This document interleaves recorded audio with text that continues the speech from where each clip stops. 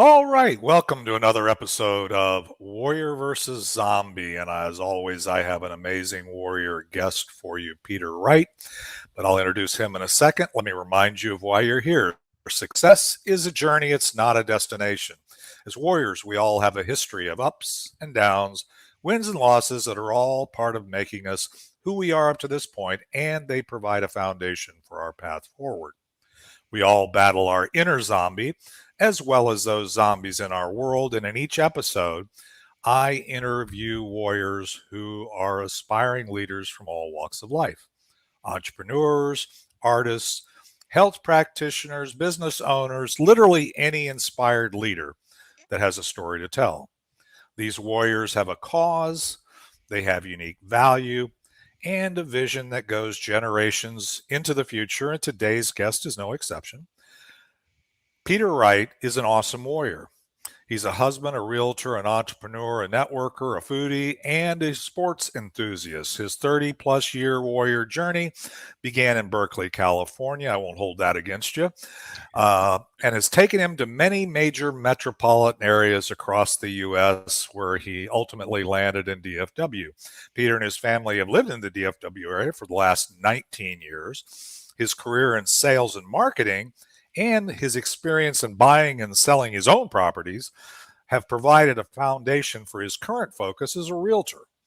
His journey of client service and various marketing and management roles are what drives Peter's real estate consultancy, and his passion for homes, home improvement, and his vision for what could be are values that he brings to the table. Peter believes anything is possible, and he is laser focused on delivering his clients' dreams. I love that. I always talk about dreams and wars. So, Peter, you're very aligned with this audience in this podcast. In his ideal day, Peter enjoys preparing gourmet meals for family and friends and rooting for his favorite sports teams. And now we're going to have a problem. San Francisco 49ers. By the way, if you can't tell, I'm a Kansas City Chiefs fan, and I'm still in celebration mode. And the Chelsea Football Club. I've actually just started with the World Cup and stuff like that. Actually, just started getting into soccer, and my son lives in Austin, and they're an Austin FC fans, and so they're always wanting to watch that, and his new wife is European, so have some fun there. And he shares his Richardson, Texas home with his wife of 30 years, Pam, and his loyal dog, Omar. Peter Wright, welcome to Warrior versus Zombie. How are things over in your side of town today? Dave, it's great. It's a beautiful day here in DFW. Thank you for the great introduction. Yes, we do seem to be on opposite sides of the fence when it comes to the NFL, but hey, that's okay. I'm kind of grounded in the NFC. You're kind of grounded in the AFC. So, congrats. Yeah. I was actually rooting for the Chiefs, so Good for happy you. for you. Yeah, yeah. But yeah, You it's probably weren't rooting for them in Super Bowl 54 when they were playing San Francisco, though. So Yeah, I had to say no, and I'm sorry. I'm sorry about the outcome. But yes, I don't yeah, blame you no. there either. So the funny thing is, really, I have a lot of fun with it. Um, my love for the Chiefs and Kansas City goes from the fact that that's where I grew up, right? You were in Berkeley, you were in that part of the world, and so those teams are affinity, and I don't get so wrapped into it that it's kind of funny. I know people that are so into their sports teams, and that's one of the reasons why nobody likes Philadelphia. I say nobody likes Philadelphia, but Philadelphia generally is not one that people tend to have warm feelings about, because their fans are so annoying and so you know dispensive of normal human behavior when it comes to rooting for their team. So I love everybody first, and then if you're rooting for the Chiefs, we can have a party, and if you're not rooting for the Chiefs, I love you anyway. So I'll if you win, I'll help you celebrate as best I can, and if I win, then you can celebrate with me if you want. So that's okay. So, and I don't really win because I'm not playing. I'm just cheering. So it Right. goes, but it goes back. One of the things when we get into your story, actually, my love for it goes back to my dad. Goes back to when I was very young, and they won the what was the fourth Super Bowl, the Super Bowl four. It wasn't really Super Bowl at that point. I think it was whatever they called it at that point. But that was the only win that Kansas City had until 54. So 50 years later. So for us, it was a long time coming. And my dad has passed, but I know he's celebrating in heaven too. So it's kind of a fun thing. So anyway, anything else going on in your world, in the world of real estate, or the things you're dealing with today? Any excitement, challenges, exciting or unusual things? Yeah, actually, certainly the marketplace across the country and the economy and interest rates having increased in the last part of last year is challenging. And things have been a little bit different than the first part of 2022, where the market was just extremely robust. But Yeah. we live in a good place. Actually, we live in a robust market that has a strong economy. We have a lot of people moving here to the Dallas Fort Worth area. And so, although there was a slight kind of flattening of the business in Q4 last year with interest rates rising, I think people now have come to expect where the rates are. Buyers are starting to get back out there, sellers are starting to get back out there. In fact, right after this, I'm going to head over to Allen, Texas, where I'm going to be activating my new listing. Hmm. Nice. If anybody wants to move to Allen, let me know. I've got a house going active today. Nice three That's bedroom, exciting. two bath. Yeah, so that's very exciting. I have another one coming up, shortly in another community in the DFW area. Working with a couple of buyers. It's a great day. Spring's coming, so I'm really encouraged by what I see in kind of a little bit of an uptick in the marketplace here. So yeah, in terms of a realtor in the Dallas Fort Worth area, I'm super pumped and ready to get back out there and get going for 2023. Well, I love it, and I know you being part of our Warrior networking community here in the local area, um, and seeing people migrating from the left coast out here from where you used to hang out. I'm sure that there's going to continue to be opportunity. I think Texas and Florida in particular are seeing such a net inflow that even if the overall national economy or inflation, whatever, interest rates, things that are kind of the the tide is going up or down in any of those areas, it's pretty clear that we are still, the best. Maybe we may be the smartest kids in special ed. That's not a pejorative. I'm just saying we may have the best of the worst, but still it is a positive thing. And you're right. We'll talk about more of kind of some of the things you're doing today. We get into the third segment, but let's do this. Let's take a quick break. Want to hear a little for the audio audience of our theme song. It's Not the Getting There by Ricky Jean Wright. And we'll be right back with Peter Wright and Warrior versus Zombie.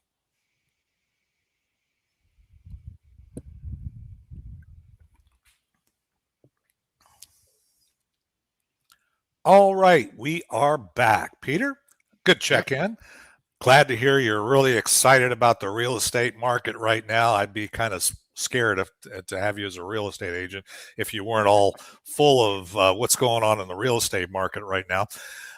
But I want to hear less about that right now, and I want to hear a little bit of your story. You shared with our Warrior Networking community yesterday, actually. And by the way, I appreciate you jumping in, being a Warrior guest. This is something that I really love to do is share stories and stuff of the Warriors in my networking community with our audience in places where maybe they people don't know who Peter Wright is.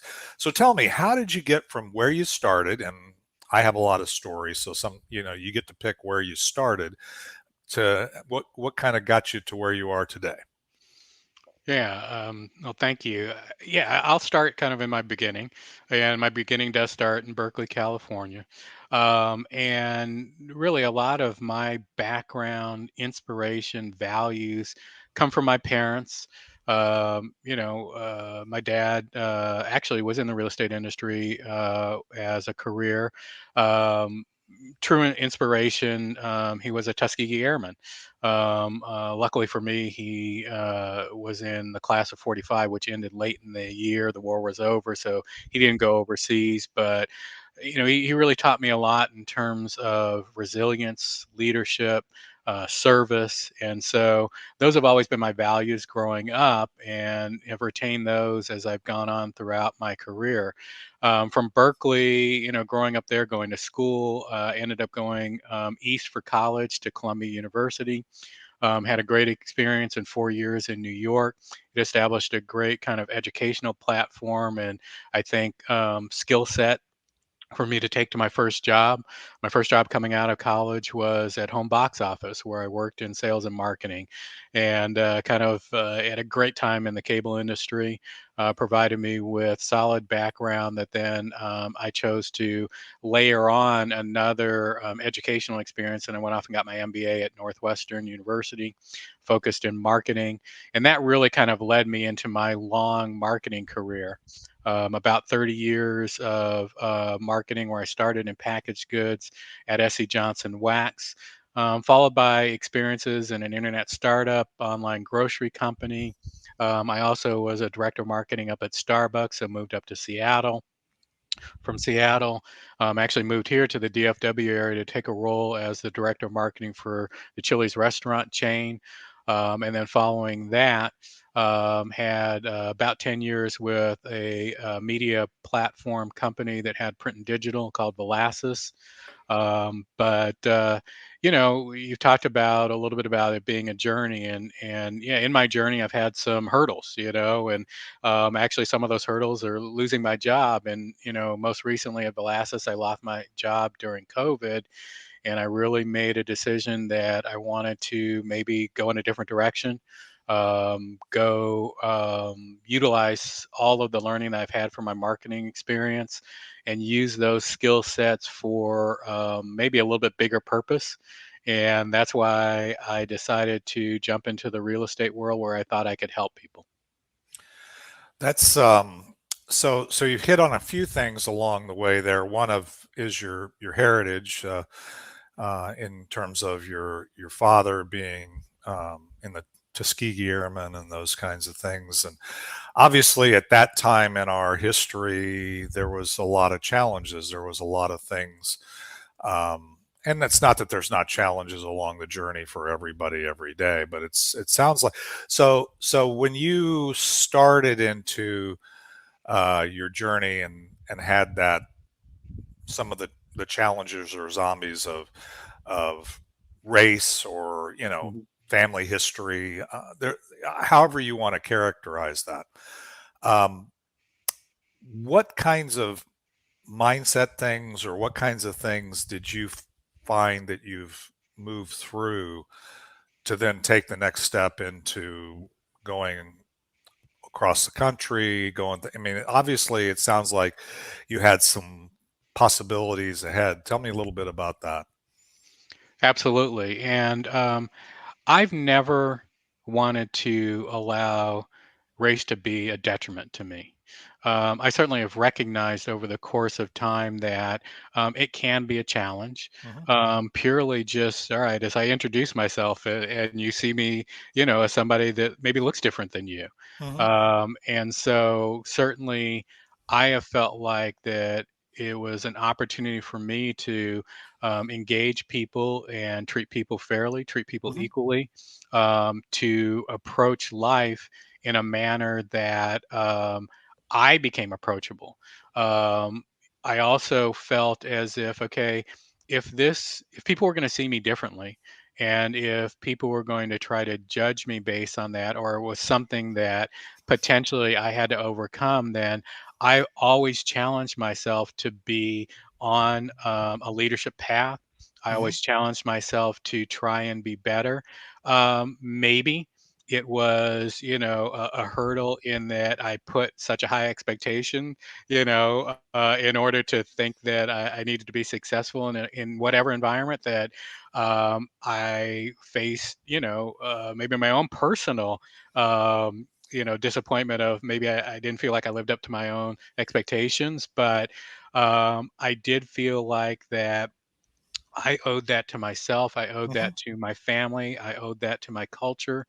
And so, like at Columbia, for example, I decided and again challenged myself to really think about how could I make a bigger impact. And so I, really brought a collection of people together, Hmm. and I ran for student government and ended up being junior class president and then senior class president of my class. And actually, I was the first African American senior class president in Columbia's history. Beautiful. It's 230 years, at that Hmm. stage, history. And so it's opportunities that I see. I see them as opportunities where I can make a positive impact in an environment, to be that collaborative type of individual, both personally and professionally, that will hopefully overcome any of those issues that maybe exist. And you're right, there is still things that challenge our country in terms of race. But I feel like that one role that I can play is to be an individual that, champions a inclusive culture, Hmm. and hopefully through what I do and the way people see me, they will be in a mindset that is much more collaborative. Well, you know what, Peter, I got to tell you, and I'm saying this with all honesty, and there's a lot of times I talk to guests and I really don't necessarily know them that well. I don't have a lot of experience, but because you're in my warrior community, I can tell you that there's no way today people look at you and see race first because of who you are and those kinds of things. And the reality of it is, the thing that is most disturbing to me, and I'm just gonna, this is not a political podcast, so but we're warriors, and warriors are about overcoming challenges, and we have challenges in today's world. But you know what? We're going to have challenges in tomorrow's world, and we had challenges. I mean, you overcame a huge zombie of, well, nobody's ever done that before, so you made the decision that you were going to do it. And because success is about overcoming challenges. I mean, if you use your challenges as an entrepreneur or as a student or as a human being as an excuse for not doing what you're capable of doing, then it's not on the challenge, it's on you. um, if you use the challenge as saying, okay, I don't care, I'm going to beat it, that's how you become somebody who makes a difference. That's what the definition of a warrior. And you described in your own story, in your own way, the definition of a warrior. You chose, and that's the key, intentionality. You chose not to allow that attribute, whatever it might be. And it's not just race. We have people in our network, as you know, that they have physical limitations, whether it's age or health condition, or one of our warrior guests, Ravi. I'm trying to think. I drew a blank on his last name. Doesn't matter. You can find him on a previous episode. He has a stutter, and it's endemic. It's been his whole life, and you could say, and he's now won all kinds of awards as a professional speaker. But if you listen to the podcast, he still stutters. But you know what? Because you can't change your melanin, you can't change your skin color. So you just got to decide, as you obviously have, what you just said in your own words, is you decided that that wasn't going to be a limiting factor. You were going to do it. And you not only view yourself that way, but you view others that way. And I love that about you.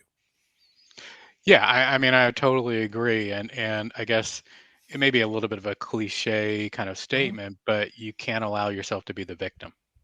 Hmm. And so I'll tell you an example of it in the context of business. As I mentioned just briefly in our first segment, in my marketing career, I lost my role 3 times Hmm. due to layoffs.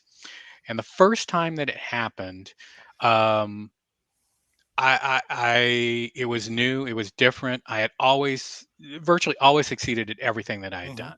And so it was a wake up call. And I did start to go down that path of, potentially being a victim. And I was Hmm. embarrassed, because at that time, it wasn't like today where it happens, I guess, more frequently. And I kind of went into a shell.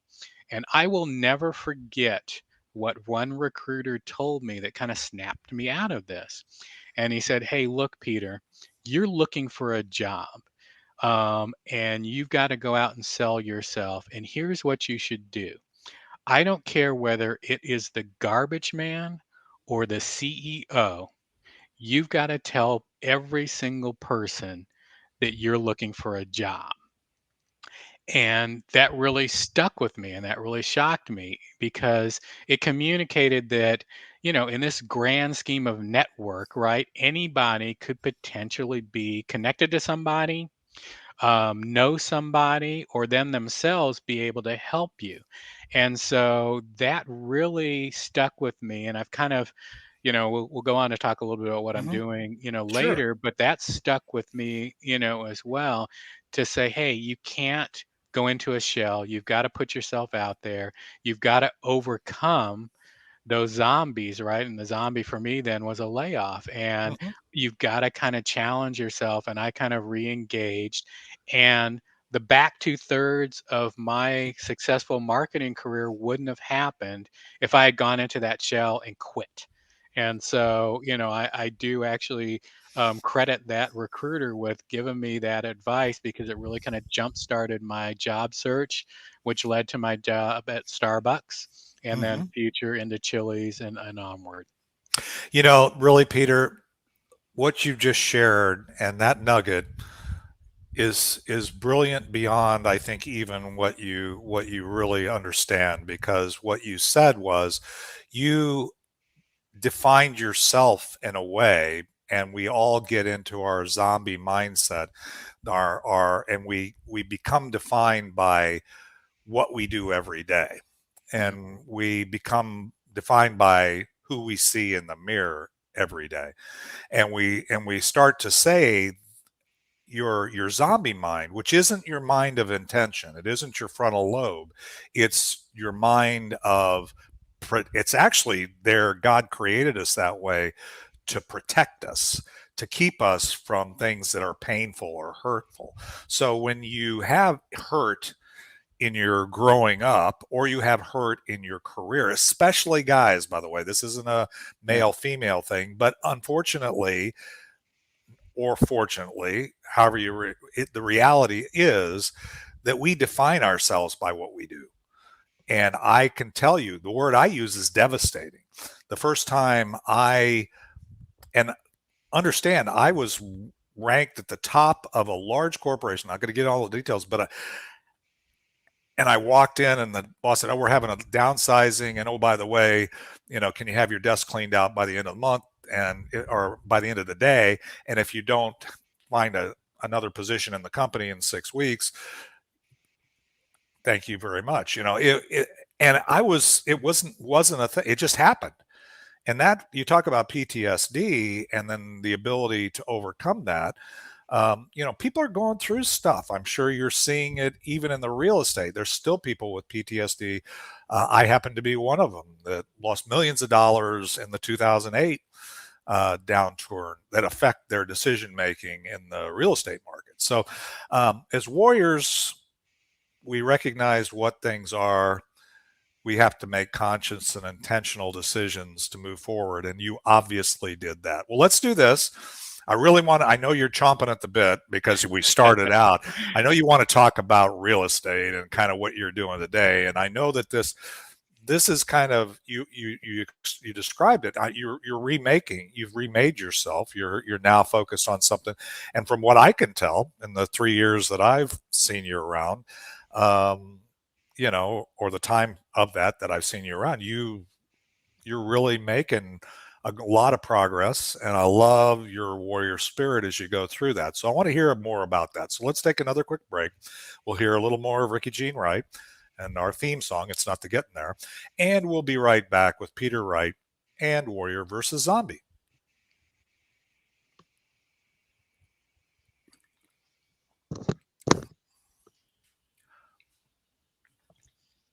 All right, Peter. Well, we're going to have fun. I knew we would, and again, I appreciate you jumping in here, and let's we can get your story out there, and um, I think see nothing but excitement going forward. So tell me about what you're doing, why you're doing what you're doing today.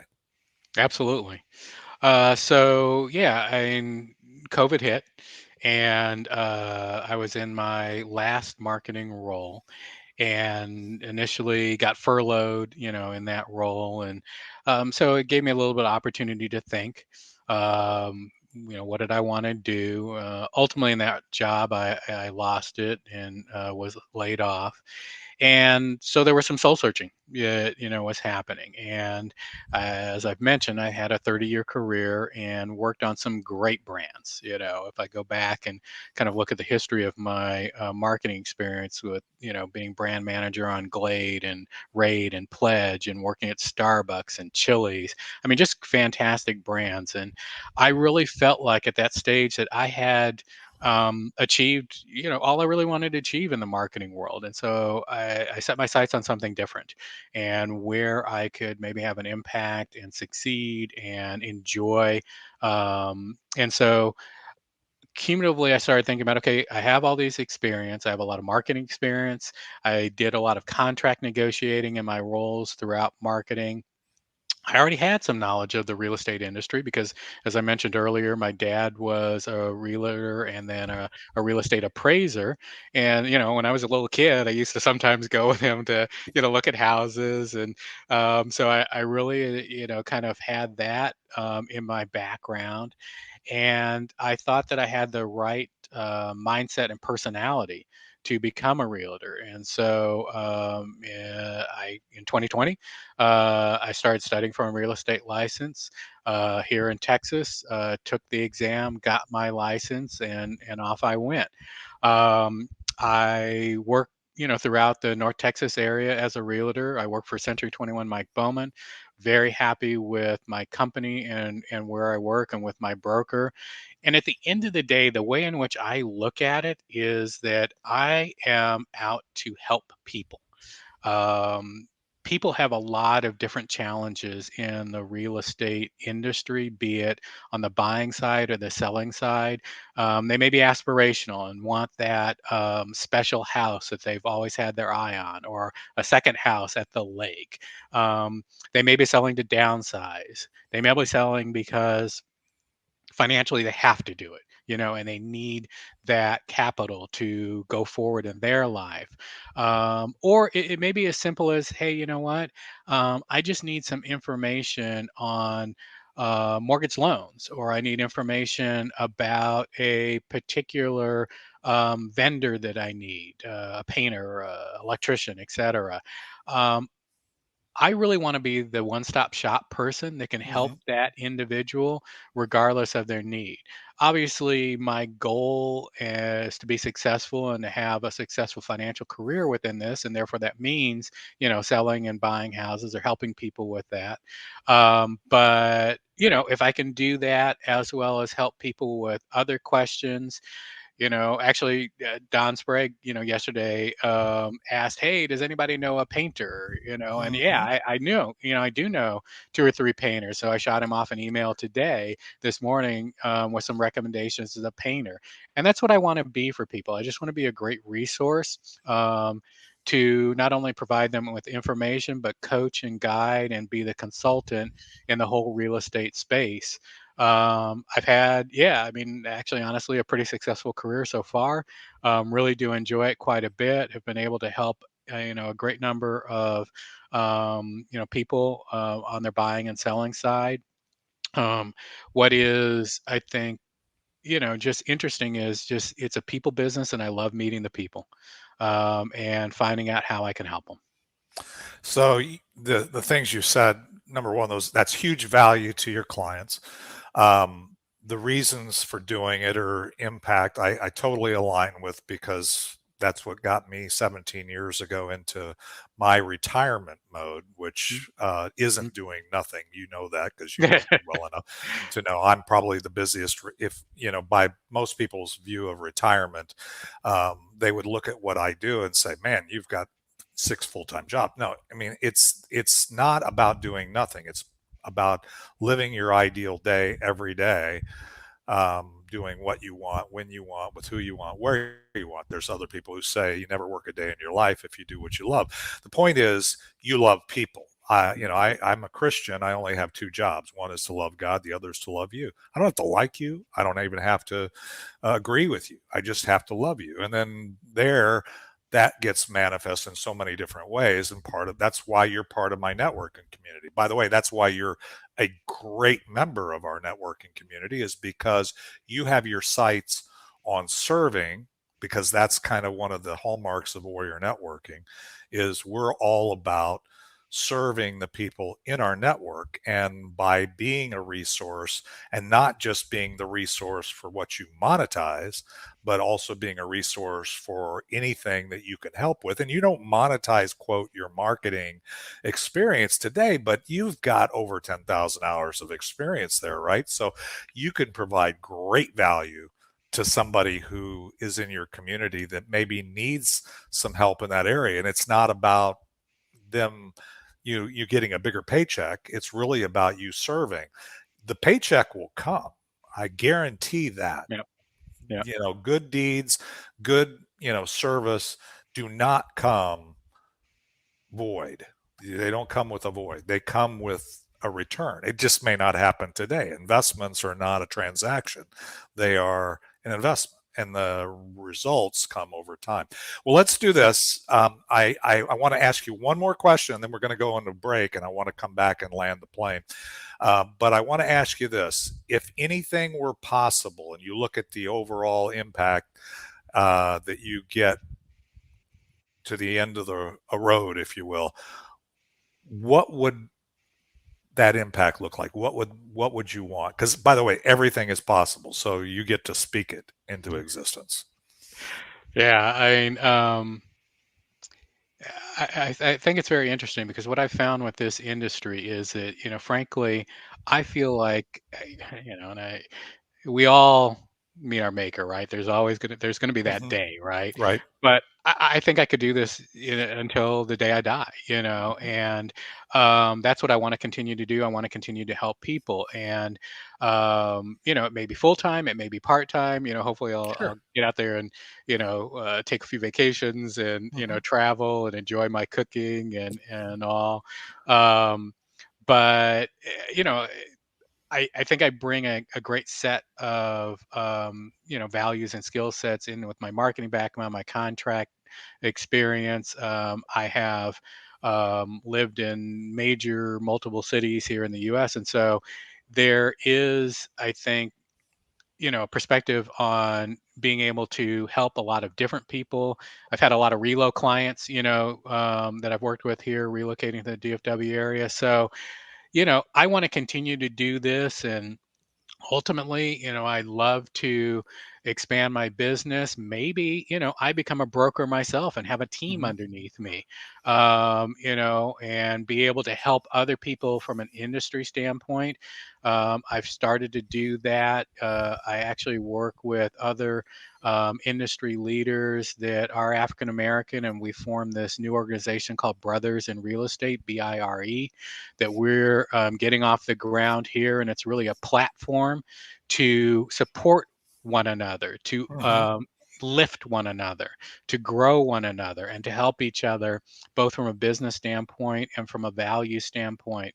And so those are the types of things that I want to expand into, and to continue to help communities with, some of the things that I do in terms of my volunteerism on food banks and Hmm. things, and just add more value to our area. And if I can do that, I'll feel really good about my life.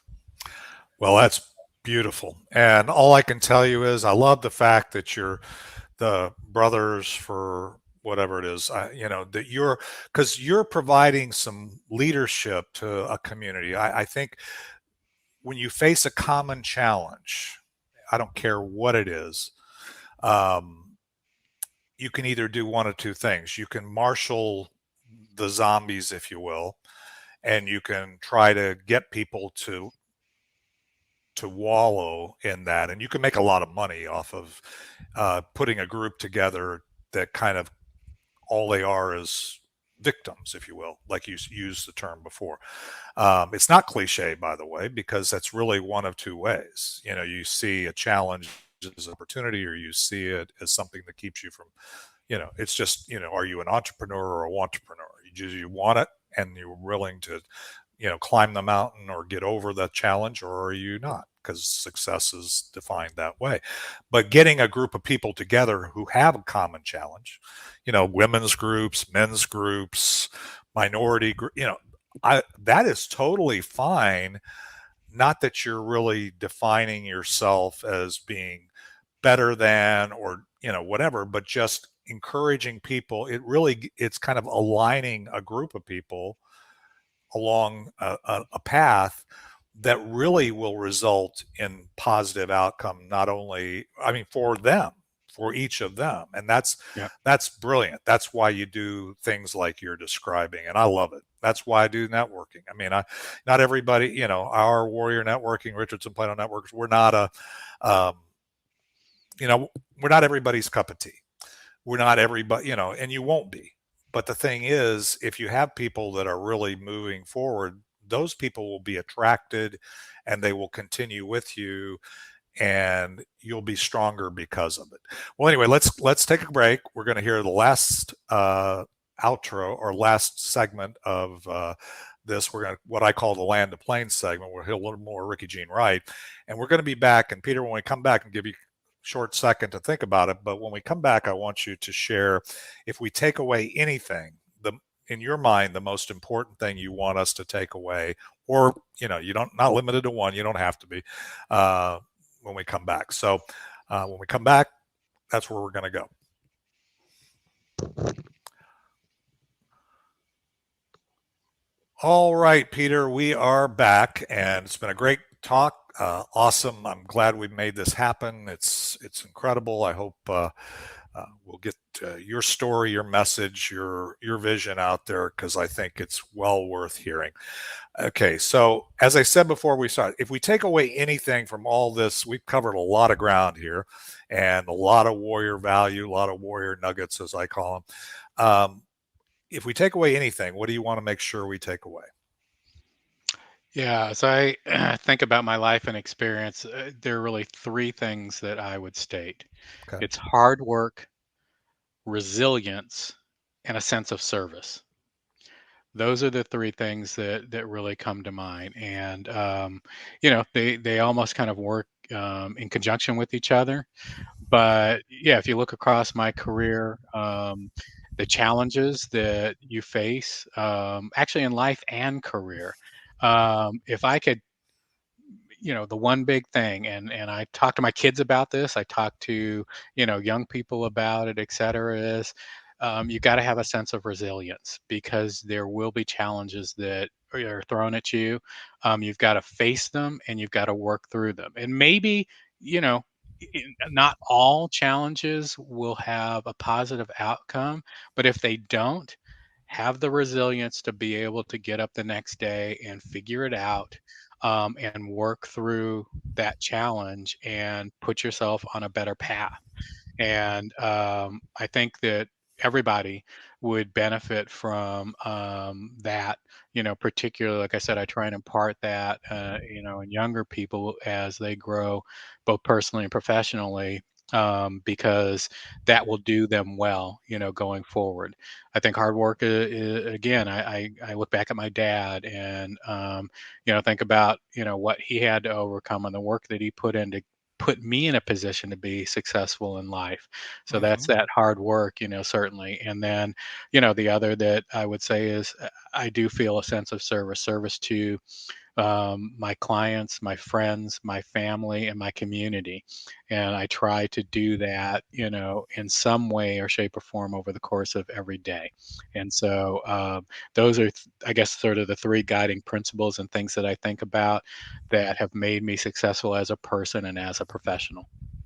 Well, I love it, starting with hard work, because those of us have a little more journey behind us, and I also love the fact that you want to teach that to the next generation, because especially through whether you talk about the zombie apocalypse or COVID, as I call it, or you see, we've there's, I think it's Farmers Insurance that says we've been there, we've seen some things, so we know some things. The thing is, the resilience part, you made it through. You can look back and you can say, and you can see how, in retrospect, also how your father powered through the challenges at his thing. And so, if we can leave that as warriors for the next generation and for those that are on the path with us today, parallel, that's one of the goals. That's the one of the goals of this podcast. Really, is to, we're all warriors on the journey, being resilient, working hard, and then just really focusing on others and realizing that life is a team sport. The only thing you can take into eternity is other people. And so having an impact and leaving that kind of legacy is such a powerful thing as warriors for us to remember. Well, Peter, it's come to a close here. I've got to ask you one more thing. You're on the Be Connected platform? Kudos, congratulations. We did this live today, which is good, and you jumped in there and uh, made an effort to get things done, and so I'm proud of you for that.